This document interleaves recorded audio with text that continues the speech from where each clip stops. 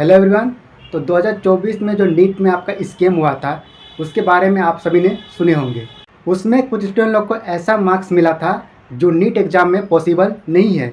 उस टाइम आपको एक बात सुनने को मिला होगा, ग्रेस मार्क्स। क्या होता है ये ग्रेस मार्क्स और किनको मिलता है, और क्या जेईई मेंस में भी आपको ग्रेस मार्क्स देखने को मिलेगा?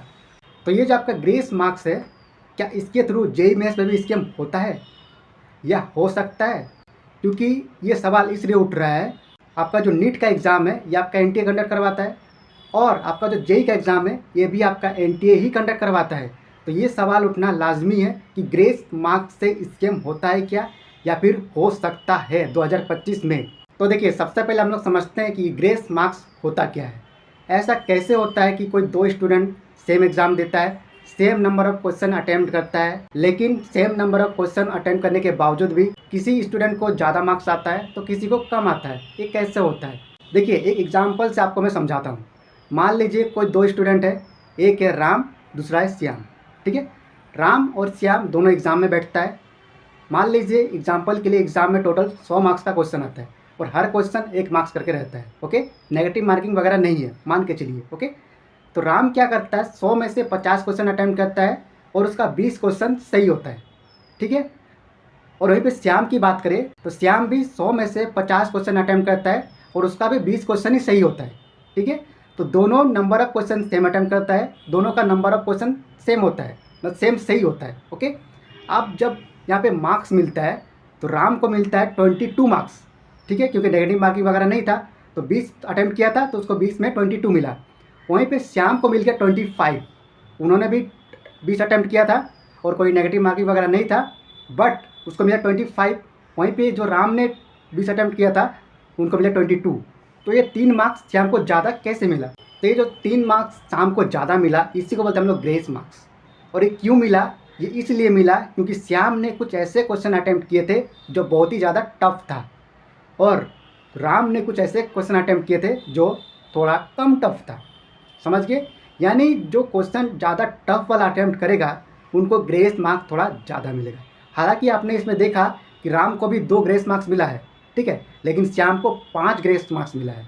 ओके, और शाम को 5 ग्रेस मार्क्स ज़्यादा इसलिए मिला है, मतलब राम से 3 ज़्यादा, क्योंकि उन्होंने ऐसे क्वेश्चन अटेम्प्ट किए थे जो थोड़ा टफ था।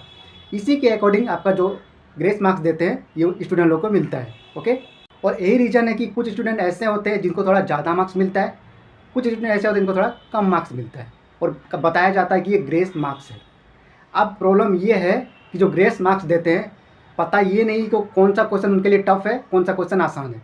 हो सकता है जो क्वेश्चन आपके लिए टफ हो उनके लिए आसान हो, और जो क्वेश्चन आपके लिए आसान हो उनके लिए टफ हो। तो यहाँ से स्टार्ट होता है स्कैम। अब अगर बात करते हैं कि क्या जेईई में 2025 में इसी टाइप का स्कैम होने की पॉसिबिलिटी है, क्या उसमें भी ग्रेस मार्क्स के बहाने स्टूडेंट लोग को ठगा जाएगा, या स्टूडेंट लोग का मेहनत को ख़राब किया जाएगा? स्टूडेंट लोग जो 2 साल 3 साल 4 साल मेहनत करके अटेम्प्ट कर देते हैं एग्ज़ाम, क्या उनका मेहनत को पानी फिर जाएगा? सबसे पहली बात, एनटीए ने अभी तक ऐसा कुछ भी ऑफिशियल नहीं कहा गया है कि जेईई में भी आपका ग्रेस मार्क्स वगैरह है बोल के। हालांकि जिस टाइम नीट का एग्ज़ाम हुआ था उस टाइम भी किसी को ये बात नहीं मालूम था कि ग्रेस मार्क्स का भी कुछ चीज़ होता है बोल के। बाद में एनटीए के जो आपके अध्यक्ष वगैरह है उन्होंने बताया कि ग्रेस मार्क्स की वजह से ऐसा हुआ, ऐसा मार्क्स तो पॉसिबल नहीं होता है। देन फिर ये बात आया कि ग्रेस मार्क्स की वजह से उनको ज़्यादा मार्क्स मिला किसी को, तो उनका अच्छा रैंक आया, या उस टाइप का मार्क्स आया। तो इस टाइप का बात एनटीए ने पहले बिल्कुल ही नहीं कहा है कि आपका जेईई मेंस में भी ग्रेस मार्क्स वगैरह है बोल के।